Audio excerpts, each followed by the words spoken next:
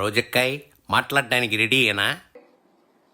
మొత్తానికి రెడీగా ఉన్నావో ఇప్పుడు చెప్పు, ఏంది వచ్చిన విషయం? చంద్రబాబు నాయుడు గారు ముఖ్యమంత్రి అయిన రోజు నుంచి దాదాపుగా 7 నెలలు అవుతుంది. ఈ ఫీజు రియంబర్స్మెంట్ కోసం, వసతి దీవెన, విద్యా దీవెన కోసం ₹1 కూడా చెల్లించకపోవడం సిగ్గుచేటని కూడా ఈ సందర్భంగా తెలియజేసుకుంటున్నారు. ఆ బకాయిలు మీరు పెట్టిపోయినాయే కదక్కయ్యా, మీరే బకాయిలు పెట్టి మీరే తీర్చమని డిమాండ్ చేస్తున్నారా? బలేంటోళ్లే మీరా. అండ్ ఈరోజు ఫీజు రియంబర్స్మెంట్ అలాగే స్కాలర్షిప్లు బకాయిలు తొందరగా చెల్లించండి అయ్యా అని అడిగితే దానికి కొంతమంది మంత్రులు మీరు బకాయిలు పెట్టలేదా, మీ ప్రభుత్వంలో బకాయిలు లేవా అని విచిత్రంగా మాట్లాడుతున్నారు. ఆ మంత్రులకు కానీ ఆ ఇతండంగా మాట్లాడే వారికి నేను తెలియజేసేది ఒక్కటే, 2019లో చంద్రబాబు నాయుడు గారు దిగిపోయే నాటికి 2800 కోట్లు బకాయిలు ఉన్నాయి.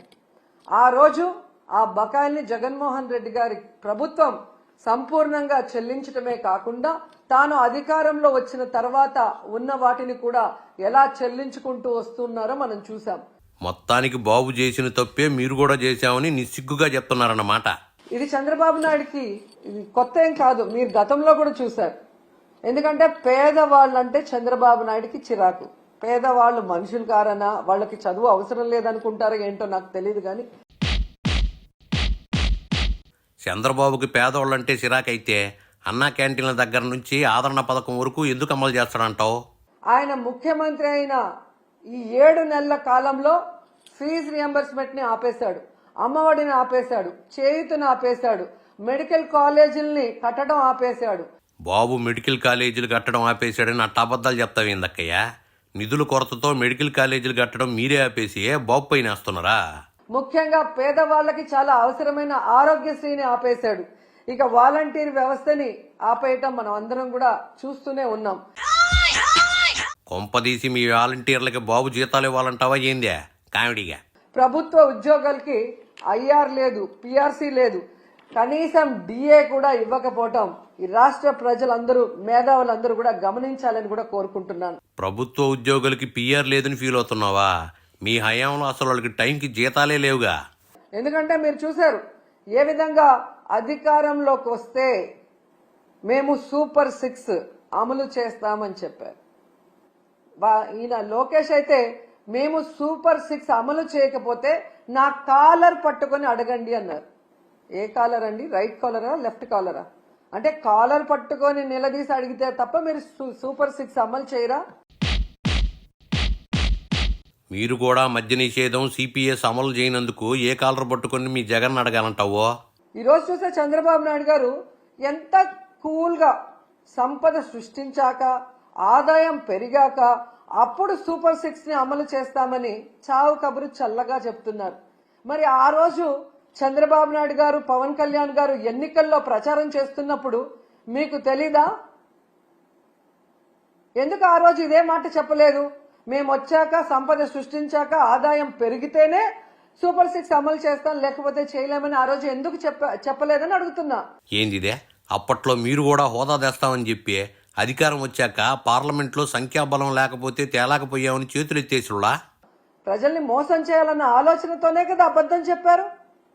మళ్ళీ మీరు చూస్తే చాలా ఎటకారంగా చంద్రబాబు నాయుడు గారు, మీరు కూడా వినుంటారు, పెద్ద గొంతేసుకొని చెవిలో మైక్ పెట్టుకొని తమ్ముళ్ళు బటన్ నొక్కుతాడంట జగన్మోహన్ రెడ్డి.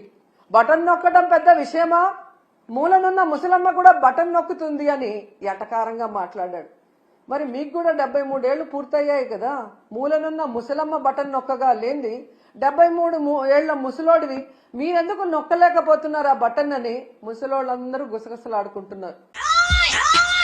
వరే వరే వరే, బాబును పట్టుకుని ముసలోడు అంటున్నావో? బాబు జనం మధ్యలో ఉన్నట్టు మీ జగన్ సీఎంగా ఉన్నప్పుడు ఇప్పుడైనా ఉన్నాడా? ఎవరు ముసలతనంతో తాడేపల్లి ప్యాలెస్ నుంచి బయటికి రాలేదో అందరికీ తెలుసులే అక్కయ్యా. అండ్ ఈ రోజు మీకు హెచ్చరిస్తున్నాం. ఏందక్కో వాళ్ళని హెచ్చరిస్తున్నావు అంటున్నావు? ఇంకా మీరే అధికారంలో ఉన్నట్టు కళ్ళకంటున్నారా ఏంది? అండ్ ఫైనల్ గా ఒకటి చెప్పాలనుకుంటున్నా. ఇన్ని మాటలు చెప్పి ఇంకా ఫైనల్ అంటావేంది? సరే అదేందో చెప్పు. ఈరోజు ప్రభుత్వానికి ఎలా సంక్షేమాన్ని అందించాలి, ఎలా అభివృద్ధి చేయాలని చేతగాకపోతే జగన్మోహన్ రెడ్డి గారిని తిట్టడమో, మాలాంటి వాళ్ళ మీద ట్రోల్స్ చేయటం, వల్గర్గా పోస్టులు పెట్టడమో కాదు. మీ వాళ్ళు కూడా అప్పట్లో భువనేశ్వర్ దగ్గర నుంచి బ్రాహ్మణి వరకు ఎవరిని వదిలిపెట్టకుండా పోస్టులు పెట్టారుగా, అప్పుడు నువ్వెందుకు మాట్లాడలేదు? చిన్నవాడైనా మొదటిసారి ముఖ్యమంత్రి అయినా ప్రజలకు ఇచ్చిన ప్రతి వాగ్దానాన్ని రాష్ట్రంలో ఎలాంటి పరిస్థితులున్నా కూడా సమర్థవంతంగా అందించి అందరికీ కూడా అన్నలాగా అండగా నిలబడ్డాడు. మీలాగా మీ మీద ఎవరో ఒకరి మీద నిందలు మోపి తప్పించుకోవాలన్న ప్రయత్నం చేయలేదు. పవన్ కళ్యాణ్ గారు మీకే చెప్తున్నాను, ఆడవాళ్ళ మీద ట్రోల్స్ చేస్తే ఒప్పుకోనన్నారు. మరి ఆడవాళ్ళు అంటే ఓన్లీ తెలుగుదేశం జనసేనలో ఉన్న ఆడవాళ్ళు మాత్రమేనా?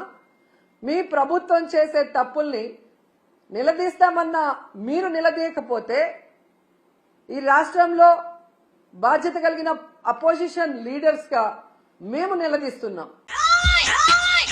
మీకు ప్రజలు బాధ్యత ఎక్కడిచ్చారక్కయ్య? 11 సీట్లు ఇచ్చే ప్రతిపక్షం కూడా లేకుండా చేశారుగా. సో ఫీజు రియంబర్స్మెంట్, అలాగే స్కాలర్షిప్స్, విద్యా దీవెన, వసతి దీవెన బకాయిలు చాలా ఇంపార్టెంట్. ఇది రాజకీయం కాదు, విద్యార్థుల భవిష్యత్తు. దీని మీద దృష్టి పెట్టి పవన్ కళ్యాణ్ గారు వెంటనే చంద్రబాబు నాయుడు గారితో వీటిని రిలీజ్ చేయించాలని కూడా డిమాండ్ చేస్తున్నాం. విద్యార్థులపై ఏదో ప్రేమ ఉన్నట్టు చెప్తున్నావో? మీకు నిజంగా అంత ప్రేమే ఉంటే వాళ్ళ బకాయిలు అట్టే పెట్టి కుర్చీ ఎందుకు దిగుతారు చెప్పు?